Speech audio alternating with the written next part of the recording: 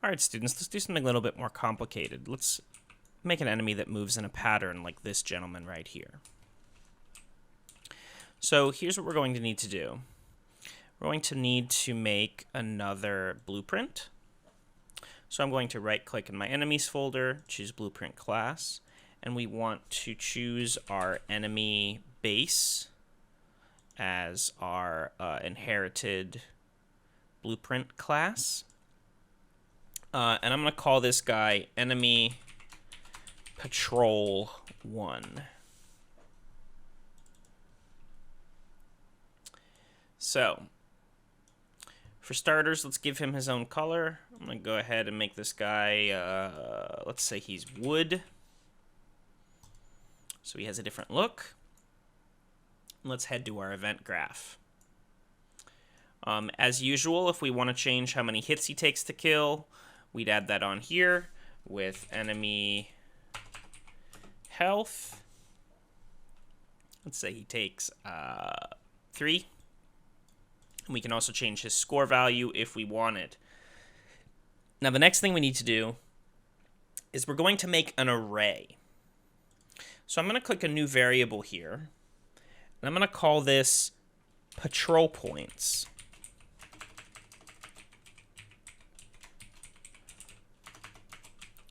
And over on the right side here, where we're choosing our variable type, we have single to the right of where it says Boolean, and then we have an array. And so an array is like an arranged group of single variables. So I want it to be an array, and then I need to change. You can have arrays of any of these types, but I want this to be an array of vectors because it's going to be a bunch of locations. So I'm going to go ahead and compile.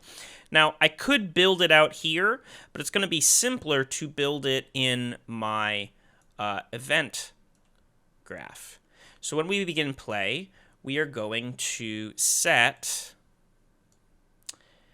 patrol points. And I need the thing that lets me plug a bunch of stuff in here, which is called make array. And this is where I get sort of my inputs here. And so you can see I have one input is a location. And I can click to add pins to give it more sets in the array. And notice each set has a number associated with it. And so right now I have 3 points in the array, and the first one is numbered 0, and the third one is numbered 2. Now, next thing I need is something to store in this array. So I'm going to go to my viewport window, and I'm going to add a scene component, and I'm going to call this location 1, because location, location, location. I'm going to go ahead and duplicate this, and duplicate it again. So now I have 3 scene locations, which are their own separate thing. Please notice that these are not parented or child beneath the mesh, so that if the mesh moves, the locations aren't going to move with it, at least not right away. So they are not. So they are within the root blueprint themselves. And what I'm going to do here is, I know that when I drag these guys in, that red is normally facing the top. So I'm going to go ahead and I'm going to leave location 1 right where it is at the start. And then location 2, I'm going to pull sort of diagonally off this way. And location 3, I'm going to pull diagonally off this way. My plan being that it's going to go start here, and then go to this, and then go to this. It'll make me a little triangle. And you want to make sure you're only moving on your X and Y because you don't want it going up in the sky because then it'll dodge bullets and stuff. So now here in our make array, we can drag each of these locations in. And we want get world location because we are going to save wherever it is in the actual level. And you can copy and paste with Control-C, Control-V to save time. And so now each of these locations is stored in the array. And there's a reason we're doing this. We could write a big complicated code that says move towards this location, and then after a certain amount of time, move towards this location, etc., etc. But with an array, we can write a simple code and then just have the part of the array, the identifier for where it is, change. So we're going to go ahead and create a movement timeline. So here we are off begin play. I'm just going to move down here and go ahead and make a timeline.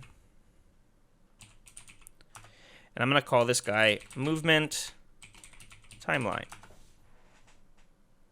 And much like last time, I'm going to cheat it. I'm just going to tell it to start right away and loop. I'm going to pull off of this, and I'm going to create a sequence because we're going to have it do two things. The first thing it's going to do is it's going to set actor location. And where do we want this location to be?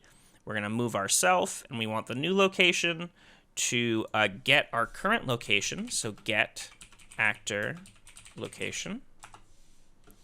Not that. It's the problem with naming things location. We want this one here at the bottom, get actor location of self. And we are going to lerp, aka linear interpolate, between where we currently are and where we're going. So this guy goes into new location here. And where we're going is we're going to go ahead and get our vector here, get patrol points. And I can't plug this directly into here. I have to get a specific value of it. So I'm going to pull out of my array and type get, and we want get a copy, because we don't want it to change. And notice it has an integer here, and that integer is which point in the array it is. So remember up here, we have 0, 1, and 2. So I'm going to go ahead and turn this guy into a variable. So now I'm going to name this variable. I'm going to call it current patrol point. So this is where are we currently going to, and it is an integer. And we're going to go ahead and plug it into B. So wherever we're currently aiming at is where we're going to go. And then I need to set an alpha here, which is sort of how quickly, how smoothly. I'm going to go ahead and start with 0.2 and see how it looks. Sort of move some stuff over a little bit. Now that we have a current patrol point, we're going to go ahead up here and set it right at the start to 0, because we want our first location to be the first place we go, which, if you recall, happens to be exactly where we are, but it'll work. And then we had this other bit of the sequence. And what we want to do is have some amount of delay, and this is how long it's going to move towards one point before changing to another. I'm going to go with 1 second for now, and we'll see how it looks. And then after a second, what we want to do is we want it to change our current patrol point so that the player, so that the enemy has a new place it's trying to get to. So we're going to take the current control point, get, and we want to add to it and save it to ourselves. So we can increment by typing ++, increment int. So ++ is a combination of get and set. It basically gets this, it adds 1 to it, and then it sets it back to itself. So I'm going to put that here. Now we could just leave this alone, and what would happen would be our enemy would start at location 1, go to it, and then a second would happen, it would go to location 2 and go to it, and then a second would happen, and it would go to location 3, and then it would try to go to an array of location, the 4th location, right? Location 3 here, and then it would kick an error because there is no array 4. So what we want to do here is we want to check to see if it's too long. Now we could just check to see if it's above 3 and set it back to 0, but it's always nice to make these things expandable. So I'm going to grab my array, and I'm going to ask it for its length. How long are you? And remember that its length is not the same as what its numbers are, right? So its length here is 3. It's 3 long, but its numbers are 0, 1, and 2. So we're going to get its length, and then I'm going to check to see if it is less than or equal to, or greater than or equal to, excuse me. If it's greater than or equal to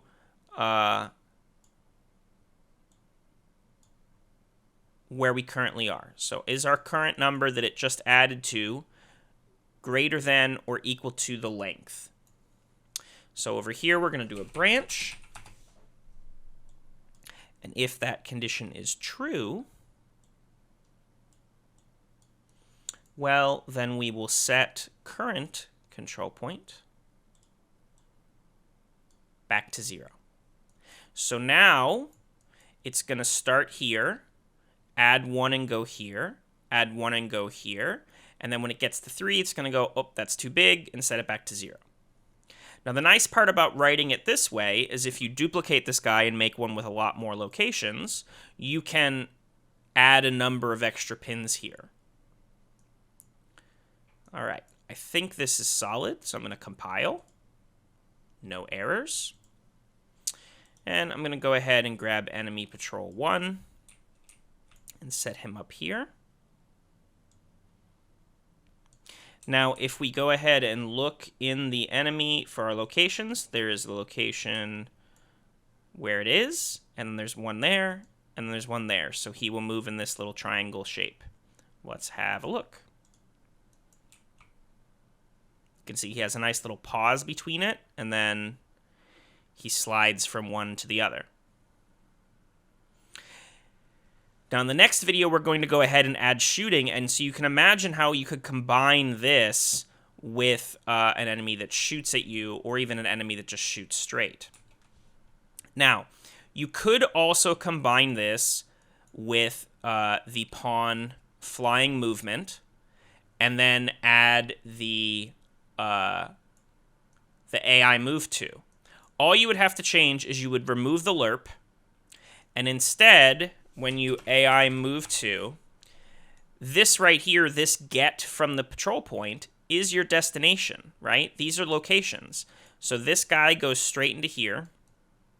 Make sure you have yourself here. And then you can remove this lerp and come straight from the sequence into move to. You also have to remember to add this guy currently ignores objects, and ignores the pathing. So he would need an enemy, a floating pawn movement. So that's how you can make this more complicated using AI move to. I'm going to go ahead and pause for a second and then show you an example of this taken to an extreme. Okay, so this guy here is enemy patrol 2. And if I hit play, we'll see what he does. So he moves in an X counterclockwise, as you can see he's doing right now. And all I did for him is I added a couple more locations. So he has 5 locations, the first of which is directly on him, and then the others are 200 in each direction.